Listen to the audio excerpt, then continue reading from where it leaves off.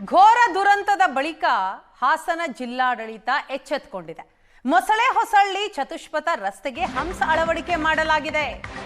ಘೋರ ದುರಂತದ ನಂತರ ಕೊನೆಗೂ ಕೂಡ ಹಾಸನ ಜಿಲ್ಲಾಡಳಿತ ಎಚ್ಚೆತ್ತುಕೊಂಡಿದೆ. ಮೊಸಳೆ ಹೊಸಳ್ಳಿ ಚತುಷ್ಪಥ ರಸ್ತೆಗೆ ಈಗ ಹಂಸನ್ನ ಅಳವಡಿಕೆ ಮಾಡಲಾಗಿದೆ. ಶುಕ್ರವಾರ ಗಣೇಶ ಮೆರವಣಿಗೆಯ ಸಂದರ್ಭದಲ್ಲಿ ಕ್ಯಾಂಟರ್ ನುಗ್ಗಿ 10 ಮಂದಿ ಮೃತಪಟ್ಟರು.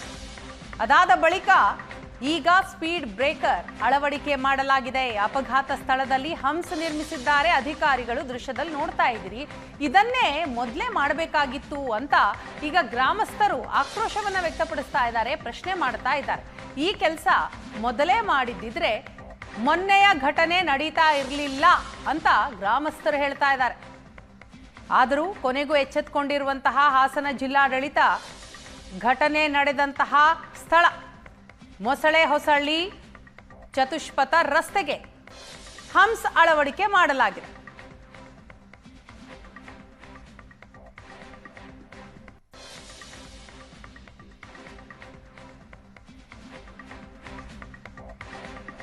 ಘೋರ ದುರಂತದ ಬಳಿಕ ಕೊನೆಗೂ ಎಚ್ಚೆತ್ತುಕೊಂಡ ಹಾಸನ ಜಿಲ್ಲಾಡಳಿತ. ಶುಕ್ರವಾರ ಗಣೇಶ ಮೆರವಣಿಗೆಯ ಸಂದರ್ಭದಲ್ಲಾದಂತಹ ಘಟನೆ, ಕ್ಯಾಂಟರ್ ಏನು ನುಗ್ಗಿ 10 ಮಂದಿ ಮೃತಪಟ್ಟರು. ಅದಾದ ಬಳಿಕ ಈಗ ಆ ಸ್ಥಳದಲ್ಲಿ ಹಂಸ ಅಳವಡಿಕೆ ಮಾಡಲಾಗಿದೆ. ಅಪಘಾತದ ಸ್ಥಳದಲ್ಲಿ ಹಂಸನ್ನ ನಿರ್ಮಿಸಿದ್ದಾರೆ ಅಧಿಕಾರಿಗಳು. ಮೊಸಳೆ ಹೊಸಳ್ಳಿ ಚತುಷ್ಪಥ ರಸ್ತೆ ಇದು.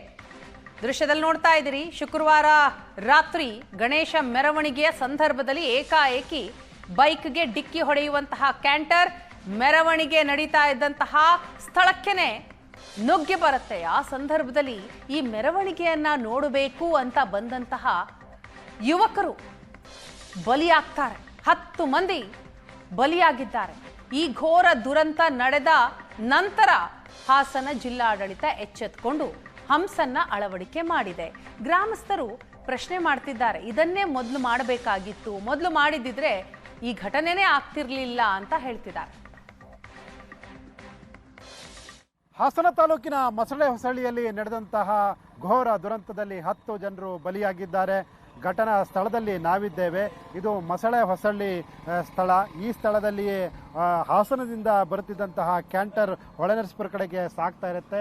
ಆ ಸಂದರ್ಭದಲ್ಲಿ ಅತಿ ವೇಗ ಮತ್ತು ಅಜಾಗರೂಕತೆ ಚಾಲನೆಯಿಂದ ಕ್ಯಾಂಟರ್ ಮೆರವಣಿಗೆ ಸಾಗಿ ಬರ್ತಿದ್ದಂತಹ ಜನರ ಮೇಲೆ ನುಗ್ಗಿದ್ರಿಂದ 10 ಜನರು ಬಲಿಯಾಗಿದ್ದರು.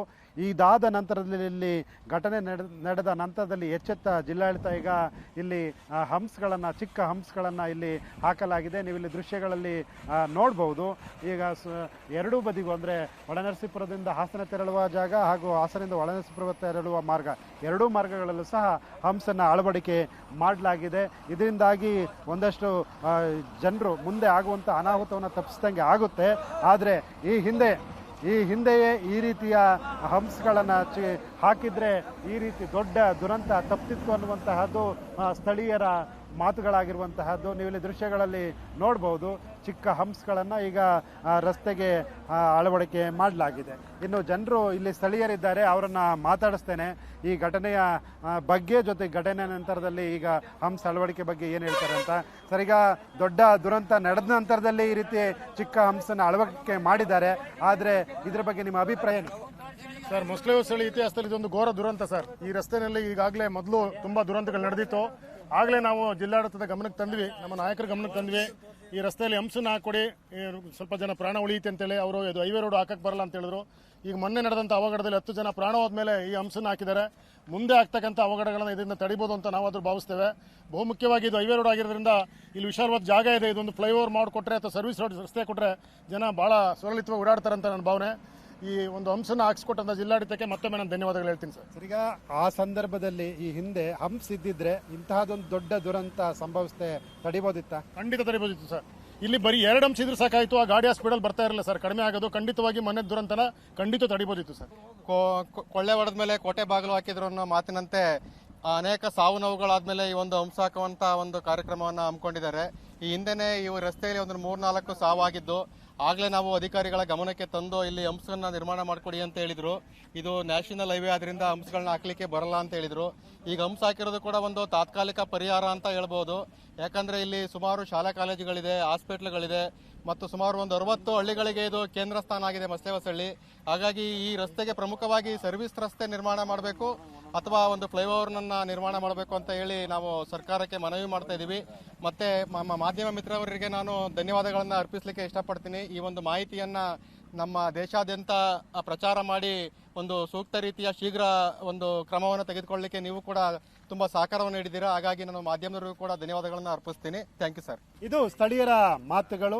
ಹಂಸ ಅಳವಡಿಕೆ ಮಾಡಿದ್ದಾರೆ, ಆದರೆ ಈ ಹಿಂದೆ ಹಂಸನ ರಸ್ತೆಗೆ ಅಳವಡಿಕೆ ಮಾಡಿದ್ರೆ 10 ಜೀವಗಳು ಉಳಿತಾ ಇದ್ವು ಅನ್ನುವಂತಹ ಮಾತನ್ನ ಸ್ಥಳೀಯರು ಹೇಳ್ತಾ ಇದ್ದಾರೆ. ಹಾಸನ್ನಿಂದ ಕ್ಯಾಮರಾಮನ್ ಶರತ್ ಜೊತೆ ಹರೀಶ್, ಏಷ್ಯಾನೆಟ್ ಸುವರ್ಣ ನ್ಯೂಸ್.